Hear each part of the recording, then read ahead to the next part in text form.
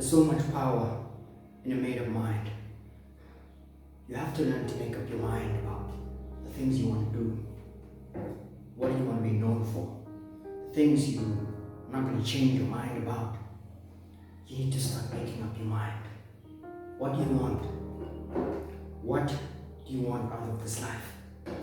Because if you don't make up your mind, I'm telling you, you're always going to go back to the decisions you made yesterday. You need to decide what you want, and then you go after it.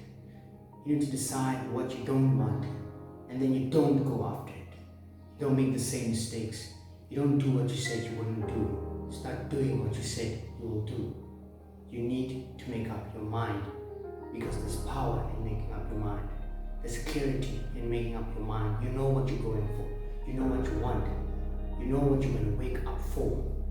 Learn to make up your mind, because the power that lies there can change your life forever. Decide today that you're going to make up your mind. Make up your mind about what you want and what you're going to live for and what you're willing to die for.